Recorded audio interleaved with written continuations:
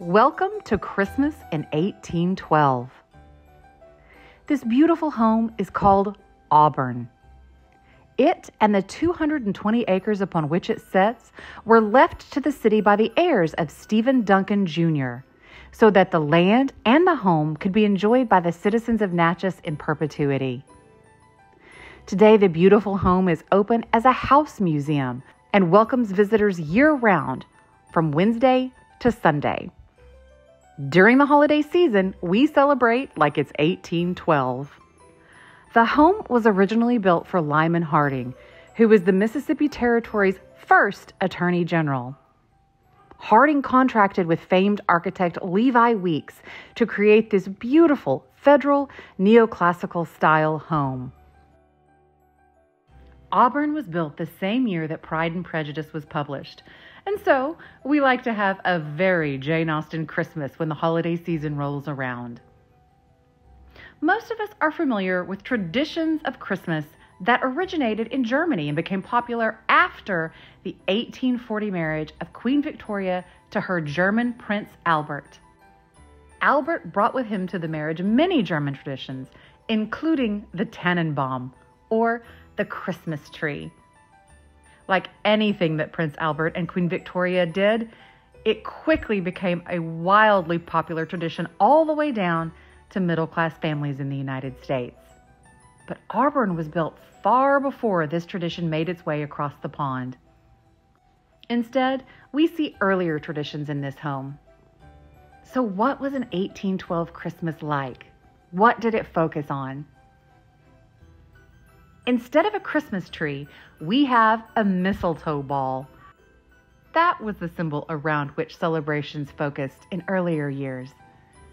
You'll also see the halls draped with holly, with cedar, and with local greenery only available in the South: magnolia, camellia, and live oak.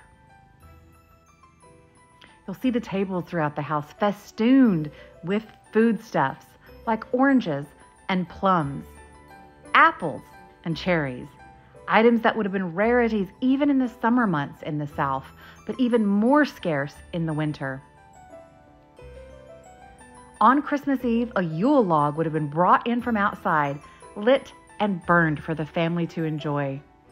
Christmas celebrations would have included games, laughter, music, and dancing.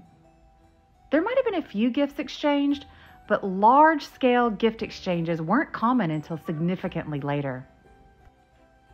The custom of St. Nicholas, who would eventually become Santa Claus, came to America in the 18th century with Dutch settlers.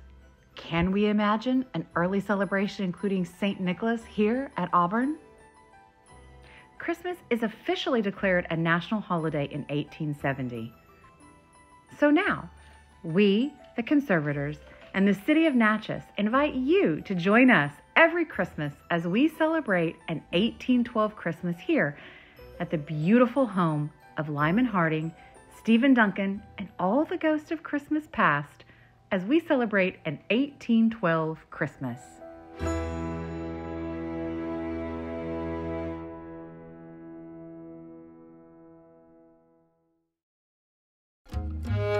J'apprends pas le français avec Lingoda. That means I'm learning to speak French with Lingoda, or at least I'm trying.